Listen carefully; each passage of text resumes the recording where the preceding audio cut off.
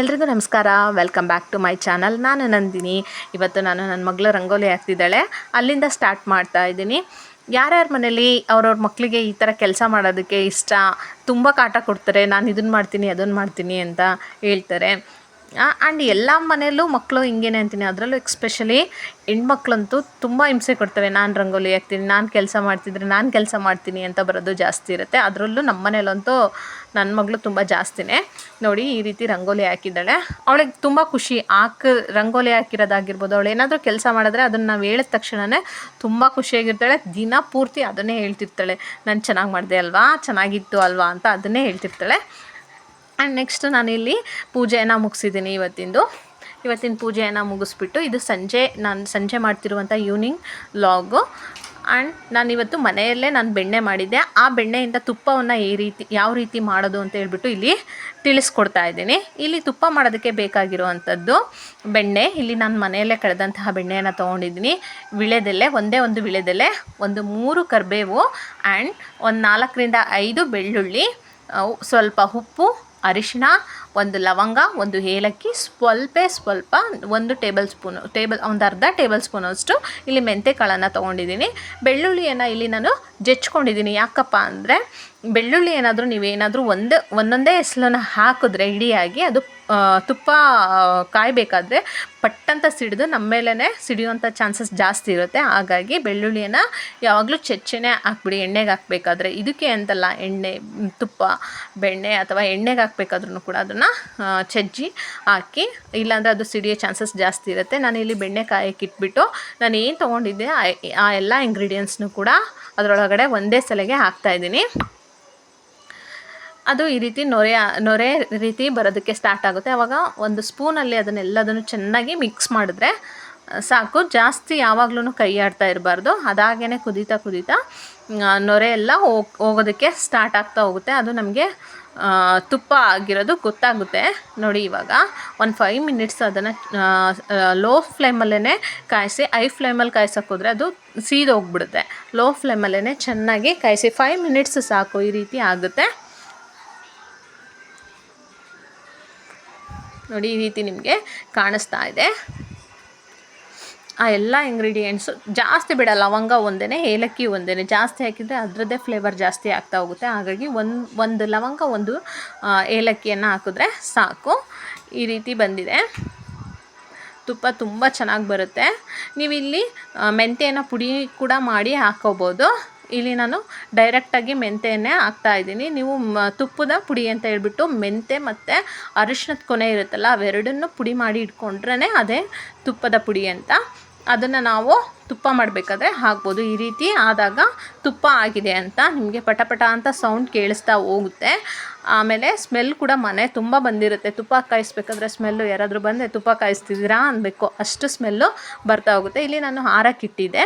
ಈ ರೀತಿ ಆರಕ್ಕಿಟ್ಮೇಲೆ ಅದು ಕೆಳಗಡೆ ಹೋಗಿರುತ್ತೆ. ಏನೇನು ಇಂಗ್ರೀಡಿಯೆಂಟ್ಸ್ ಹಾಕಿರ್ತೀವಿ ಅದೆಲ್ಲ ಕೆಳಗಡೆ ಹೋಗಿರುತ್ತೆ. ನಾನು ಈ ಥರ ಸೋಸ್ಕೊತಾ ಇದ್ದೀನಿ. ನಾನು ಯಾವುದೇ ಥರ ಸೋಸೋದನ್ನು ಇಟ್ಕೊಂಡಿಲ್ಲ. ಡೈರೆಕ್ಟಾಗಿ ಪಾತ್ರೆಗೆ ಹಾಕ್ಕೋತಾ ಇದ್ದೀನಿ. ಒಂದು ಬಾಕ್ಸ್ಗೆ ಹಾಕ್ಕೋತಾ ಇದ್ದೀನಿ. ತುಂಬ ಚೆನ್ನಾಗಿ ಬಂದಿದೆ ತುಪ್ಪ. ನೀವು ಕೂಡ ಮನೆಯಲ್ಲಿ ಟ್ರೈ ಮಾಡಿ ನೋಡಿ ಯಾವ ರೀತಿ ಬಂದಿತ್ತು ಅಂತ ಕಮೆಂಟ್ ಮೂಲಕ ನನಗೆ ತಿಳಿಸಿ. ನೋಡಿ, ಕಲರ್ ಕೂಡ ಎಷ್ಟು ಚೆನ್ನಾಗಿ ಬಂದಿದೆ ಅಂತ.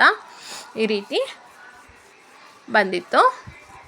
ನಾನು ಇವತ್ತು ರೊಟ್ಟಿ ಮಾಡ್ತಾ ಇರೋದ್ರಿಂದ ಅದಕ್ಕೆ ಕಾಯಿ ಚಟ್ನಿ ಮತ್ತು ತುಪ್ಪವನ್ನು ಮಾಡಿದ್ದು. ನೋಡಿ, ಈ ರೀತಿ ಬಂದಿದೆ. ನೀವು ಕೂಡ ಮನೆಯಲ್ಲಿ ಟ್ರೈ ಮಾಡಿ. ನಿಮಗೇನಾದರೂ ಬೆಣ್ಣೆ ಮಾಡ್ಕೊಳ್ಳೋದು ಹೇಗೆ ಅಂತ ಬೇಕು ಅಂದರೆ ಕಮೆಂಟ್ ಮೂಲಕ ತಿಳಿಸಿ. ಅದನ್ನು ಕೂಡ ನಾನು ವಿಡಿಯೋನ ಮಾಡಿ ಹಾಕ್ತೀನಿ. ಇಲ್ಲಿ ನಾನು ಚಟ್ನಿ ಮಾಡೋದಕ್ಕೆ ಮೆಣಸಿನ್ಕಾಯನ್ನು ಹುರ್ಕೋತಾ ಇದ್ದೀನಿ. ತವಾನ ಸ್ಟವ್ ಮೇಲಿಟ್ಟು ಸ್ಟವ್ನ ಹಚ್ಚಿ ನಾನು ಇಲ್ಲಿ ಒಂದು 8 ಹಸಿಮೆಣ್ಸಿನ್ಕಾಯಿನ ತೊಗೊಂಡಿದ್ದೆ. ಸ್ವಲ್ಪ ಖಾರ ಜಾಸ್ತಿ ಬೇಕು ಅಂತ ಹೇಳ್ಬಿಟ್ಟು ನಾನು ಹಸಿಮೆಣ್ಸಿನ್ಕಾಯಿನ ಒಂದು 8 ತೊಗೊಂಡಿದ್ದೀನಿ. ನಿಮ್ಗೆ ಖಾರ ಕಮ್ಮಿ ಬೇಕಾದರೆ ನಿಮ್ಗೆ ಖಾರಕ್ಕೆ ತಕ್ಕಷ್ಟು ಹಸಿಮೆಣ್ಸಿನ್ಕಾಯಿನ ತೊಗೊಂಡು ಚೆನ್ನಾಗಿ ಹುರ್ಕೋಬೇಕು. ಹುರಿಯೋದು ಯಾಕೆ ಅಂದರೆ ಹಸಿ ಸ್ಮೆಲ್ ಬರೋದಿಲ್ಲ ಮತ್ತು ಚಟ್ನಿ ತುಂಬ ಟೇಸ್ಟಿಯಾಗಿ ಬರುತ್ತೆ. ಹಾಗಾಗಿ ಚೆನ್ನಾಗಿ ಹುರ್ಕೊಂಡ್ರೆ ಆಯಿತು. ಇಲ್ಲಿ ನೋಡಿ, ನಿಮಗೆ ಕಾಣಿಸ್ತಿದೆಯಲ್ಲ, ಯಾರ್ಯಾರೆಲ್ಲ ನನ್ನ ವೀಡಿಯೋನ ನೋಡ್ತಿದ್ದೀರಾ ನನ್ನ ಚಾನಲನ್ನು ಸಬ್ಸ್ಕ್ರೈಬ್ ಮಾಡ್ಕೊಳ್ಳಿ ಅಂತ ಕೇಳ್ಕೊತೀನಿ. ಯಾಕೆ ಅಂದರೆ ನೀವು ಸಬ್ಸ್ಕ್ರೈಬ್ ಮಾಡ್ಕೊಳ್ಳೋದ್ರಿಂದ ಒಂದೊಂದು ಸಬ್ಸ್ಕ್ರೈಬು ಜಾಸ್ತಿ ಆಗೋದ್ರಿಂದ ನನಗೆ ಖುಷಿ ಆಗ್ತಾ ಹೋಗುತ್ತೆ. ನನಗಿನ್ನೂ ವೀಡಿಯೋಸ್ ಮಾಡಬೇಕು ಅಂತ ಹೇಳ್ಬಿಟ್ಟು ಮೋಟಿವೇಶನ್ ಸಿಕ್ತಾಗುತ್ತೆ. ಒಂದೊಂದು ಸಬ್ಸ್ಕ್ರೈಬು ಇವಾಗ ನನ್ನಲ್ಲಿ ಜಾಸ್ತಿ ಸಬ್ಸ್ಕ್ರೈಬ್ ಇಲ್ಲ, ನಾನು ಬರೀ 2 ವೀಡಿಯೋಸ್ ಹಾಕಿರೋದು.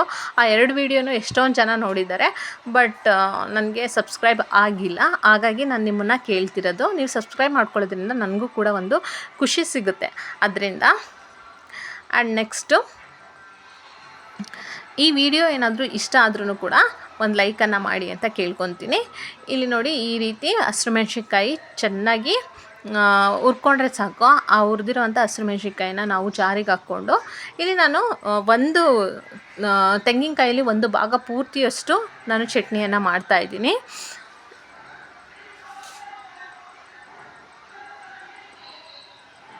ಕಾಯಿ ತುರಿಯನ್ನು ತೊಗೊಂಡಿದ್ದೀನಿ, ಒಂದು ಭಾಗ ಪೂರ್ತಿ ತುರ್ಕೊಂಡಿದ್ದೀನಿ. ಅದಕ್ಕೆ ಅದು ಹಸಿರುಮೆಣ್ಸಿನ್ಕಾಯಿ ಏನಿತ್ತೋ ಅದನ್ನು ಹಾಕ್ಕೊಂಡಿದ್ದೀನಿ. ಮತ್ತು ಇಲ್ಲಿ ಕರಿಬೇವನ್ನು ಹಾಕ್ತಿದ್ದೀನಿ. ಕರಿಬೇವು ಫ್ಲೇವರ್ ಕೂಡ ತುಂಬ ಚೆನ್ನಾಗಿ ಬರುತ್ತೆ. ಇದನ್ನು ಕೂಡ ಹಸಿಯಾಗೇ ಹಾಕಬಾರ್ದು, ಸ್ವಲ್ಪ ಹುರ್ಕೊಂಡು ಅದೇ ತವಾ ಮೇಲೆ ನಾನು ಹುರ್ಕೋತಾ ಇದ್ದೀನಿ. ನಾನು ಸ್ಟವನ್ನು ಆಫ್ ಮಾಡಿದ್ದೀನಿ. ಏನು ಬಿಸಿ ಇತ್ತು, ಹಸಿರುಮೆಣ್ಸಿನ್ಕಾಯಿ ಹುರಿಬೇಕಾದ್ರೆ ಏನು ಬಿಸಿ ಇತ್ತು ಅದರಲ್ಲೇ ಹುರ್ಕೋತಾ ಇದ್ದೀನಿ. ಸ್ವಲ್ಪ ಅದ್ರ ಸ್ಮೆಲ್ ಹೋಗೋವರೆಗೂ ಸಾಕು. ಅದನ್ನು ಮಿಕ್ಸಿ ಜಾರ್ಗೆ ಹಾಕ್ಕೊಂಡು ನಾನು ಇಲ್ಲಿ ಒಂದು 6 ರಿಂದ 8 ಬೆಳ್ಳುಳ್ಳಿ ಎಸ್ಳುಗಳನ್ನು ಹಾಕ್ಕೊಂಡಿದ್ದೀನಿ.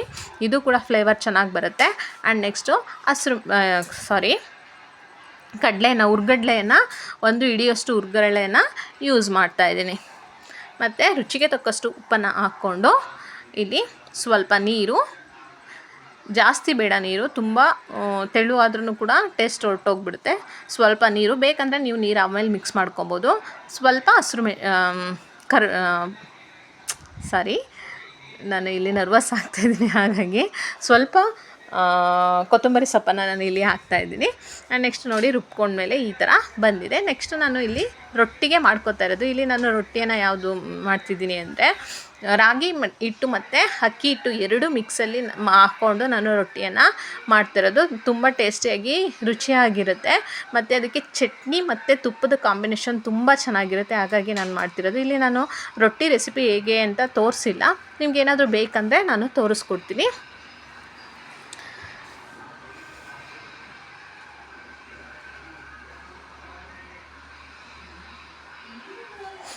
ನನ್ನ ಮಗಳಿಗೆ ಚಟ್ನಿ ಜೊತೆಗೆ ರೊಟ್ಟಿ ಅಂದರೆ ತುಂಬ ಇಷ್ಟ ಆಗುತ್ತೆ. ಹಾಗಾಗಿ ನಾನು ಇವತ್ತು ಸಂಜೆ ಟೈಮು ಇದನ್ನು ಮಾಡಿದೆ.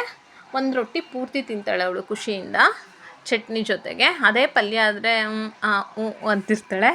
ಹಾಗಾಗಿ ಅವಳಿಗೋಸ್ಕರ ಅಂತ ಹೇಳ್ಬಿಟ್ಟು ಚಟ್ನಿ ಮತ್ತು ತುಪ್ಪನ ಮಾಡಿರೋದು. ನೋಡಿ, ಯಾರಿಗಾದರೂ ಈ ರೆಸಿಪಿ ಬೇಕು ರೊಟ್ಟಿದು ಅಂತ ಹೇಳಿದ್ರೆ ಕಮೆಂಟ್ ಮೂಲಕ ತಿಳಿಸಿ, ನಾನು ನಿಮಗೆ ರೆಸಿಪಿನ ಹಾಕ್ತೀನಿ. ಮತ್ತು ಸಂಜೆ ತುಂಬ ಮಳೆ ಬರ್ತಿತ್ತು, ತುಂಬ ಮಳೆ ಬರ್ತಿತ್ತು. ಅದರದ್ದು ಒಂದು ವಿಡಿಯೋ ಮಾಡ್ಕೊಂಡಿದ್ದೆ. ಹಾಗಾಗಿ ಇಲ್ಲಿ ನಿಮಗೆ ಆ ವಿಡಿಯೋನ ಹಾಕಿ ತೋರಿಸ್ತಾ ಇದ್ದೀನಿ. ನಿಮಗೇನಾದರೂ ಈ ವಿಡಿಯೋ ಇಷ್ಟ ಆಯಿತು ಅಂದರೆ ಪ್ಲೀಸ್ ನನ್ನ ಚಾನಲನ್ನು ಸಬ್ಸ್ಕ್ರೈಬ್ ಮಾಡ್ಕೊಳ್ಳಿ. ಯಾರ್ಯಾರೆಲ್ಲ ಹೊಸ್ದಾಗಿ ನೋಡ್ತಿದ್ದೀರಾ ಅವರು ಕೂಡ ನನ್ನ ಚಾನಲನ್ನು ಸಬ್ಸ್ಕ್ರೈಬ್ ಮಾಡ್ಕೊಳ್ಳಿ. ಈ ವಿಡಿಯೋ ಇಷ್ಟ ಆದರೆ ಶೇರ್ ಮಾಡಿ, ಮತ್ತು ಕಮೆಂಟ್ ಮೂಲಕ ನಿಮಗೇನಾದರೂ ಈ ವಿಡಿಯೋ ಇಷ್ಟ ಆದರೆ ಕಮೆಂಟ್ ಮಾಡಿ. Thank you.